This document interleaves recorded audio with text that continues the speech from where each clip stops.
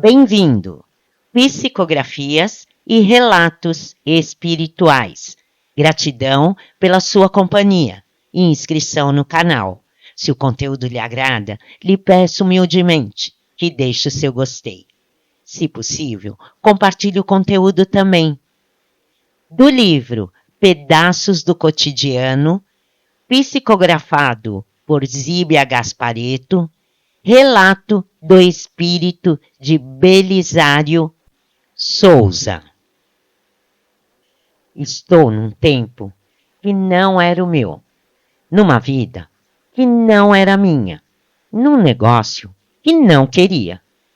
Sou eu, sim, mas em outro mundo, distante das coisas que deveria estar fazendo, que me dariam prazer. No entanto, eu devo estar aqui mesmo, no lugar, no ato, nesta forma, desta maneira. Por quê? Porque me meti em coisas para as quais não tinha sido chamado. Isto pode acontecer a qualquer um. Aconteceu comigo. E agora? Agora é aprender, fazer o que é preciso, para voltar ao ponto do qual nunca deveria ter saído. Muitos estão assim como eu, comprando problemas que não precisam, enrolando-se com pessoas das quais podiam ter sido abstido. Posso explicar melhor. Minha mania de dar palpites foi o que me precipitou nesta fase desagradável e da qual desejo sair. Pensando bem, talvez tenha aprendido algumas coisas nesse desgastante caso. Mas que bom se eu pudesse ter passado sem isso. Quando de minha passagem pela Terra, pelos idos de 1877, o mundo era diferente. A vida mais disciplinada, os homens mais temidos e as mulheres mais recatadas. Bons tempos aqueles. Eu era homem, e o homem era o mais importante. E foi isso mesmo que eu pensei. Achei que era muito importante. E passei a meter-me na vida alheia. Vivi no Brasil, filho de portugueses. Recebi educação esmerada para a época. Sabia ler, escrever, contar, tinha deveres e família. Convenci-me que era o dono de tudo. Apossei-me. Que loucura! Mas tudo era tão fácil, tudo era tão natural. Da esposa, dos filhos, dos irmãos, passei aos amigos e aos conhecidos, sem falar dos escravos, para os quais eu era o dono, com poderes de vida e de morte. Valha-me Deus! Não contente com todo esse clã, que por muito tempo deverei carregar, já que me arvorei em condutor e em dono, ainda consegui mais. Na corte, passei a meter-me na vida de toda a gente. E claro, os mais fracos e dependentes foram se acomodando com os meus palpites e acabaram por fazer somente o que eu dizia. Fui cego, escorreguei mesmo. A vaidade e o orgulho são maus conselheiros. Assumi a paternidade espiritual de todos eles. Ai de mim! Filhos tão sem moral, tão sem saber o que é certo.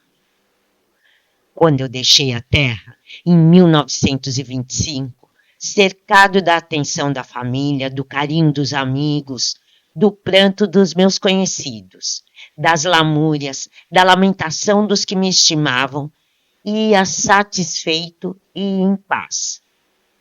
Como o rei cercado dos seus súditos, absoluto. Triste despertar, dolorosa descoberta.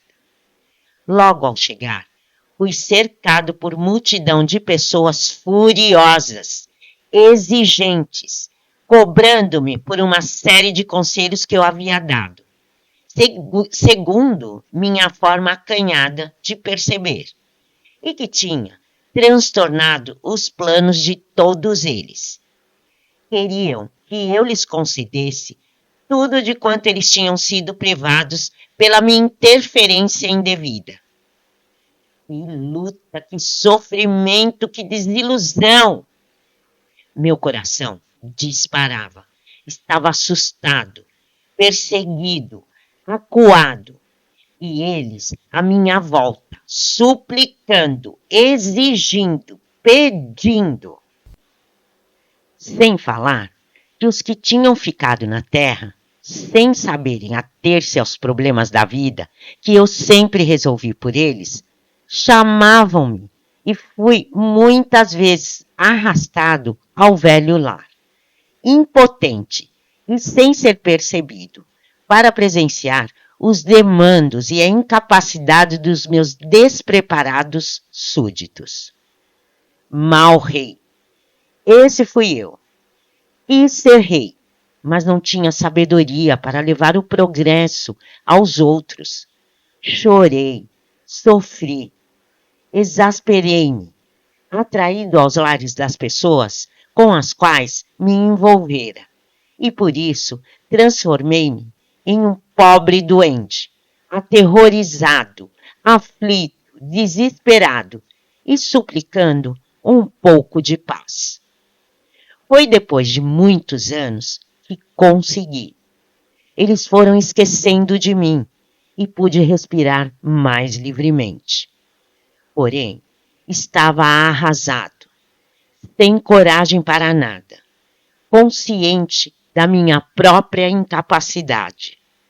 Chorei, pedi e obtive, finalmente, um pouco de paz. Recompus-me no aconchego de um lugar de repouso, onde auri novas energias, e quando melhorei, desejei seguir adiante. Mas, na verdade, ninguém pode seguir para frente com tantos apelos na retaguarda.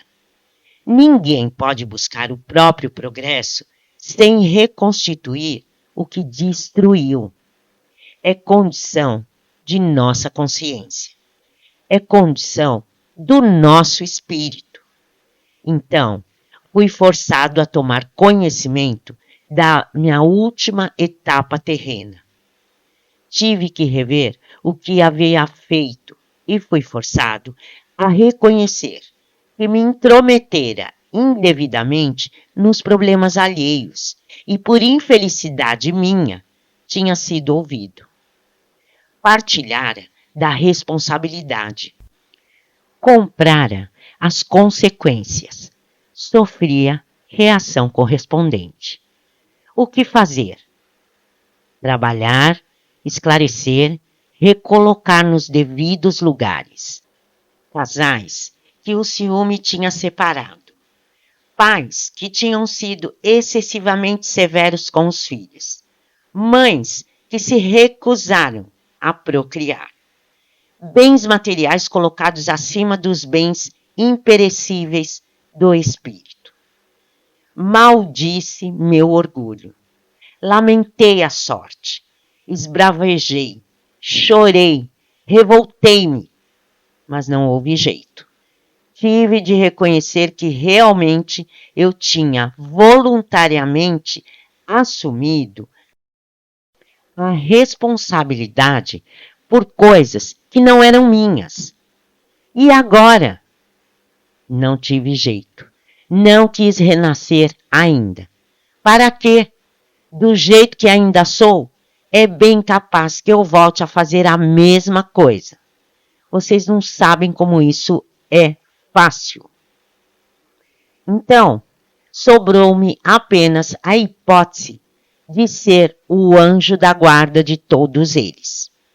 Porém, um anjo da guarda como supervisão superior. Uma espécie de office boy dos assistentes superiores, acompanhando meus súditos, onde quer que se encontrem, e procurando influenciá-los para o caminho certo. Isso é até muito bonito. Me alegra até certo ponto. E não seria nada se eles não fossem tão diferentes do que precisam ser. O difícil é mostrar-lhes coisas que eles não desejam ver. É contar-lhes sobre os verdadeiros valores da vida, que eles tudo fazem para continuar a ignorar. Triste sina a minha. Mas a quem devo tudo isso, senão a mim mesmo? A quem queixar-me, senão ao meu próprio íntimo? Vendo minhas dificuldades em conseguir meus objetivos, meus superiores dizem-me que minha responsabilidade não chega ao máximo de torná-los perfeitos, nem de transformá-los definitivamente. Consiste apenas em ajudá-los um pouco e também compreender, por minha vez, que o único destino que tenho em minhas mãos é o meu mesmo. Que a única vida que posso conduzir é a minha. Apenas a minha. Acho que estou aprendendo. Quando me vejo ao lado de pessoas com as quais não tenho nada a ver, fazendo as coisas mais estranhas possíveis, nos lugares mais sem interesse para mim, por certo, não posso deixar de refletir e lamentar as minhas interferências na vida alheia. Ah, como eu gostaria de estar vivendo minha própria vida, de outra forma, com outras pessoas, noutro lugar. Porém, estou aqui. O que fazer? Aprender.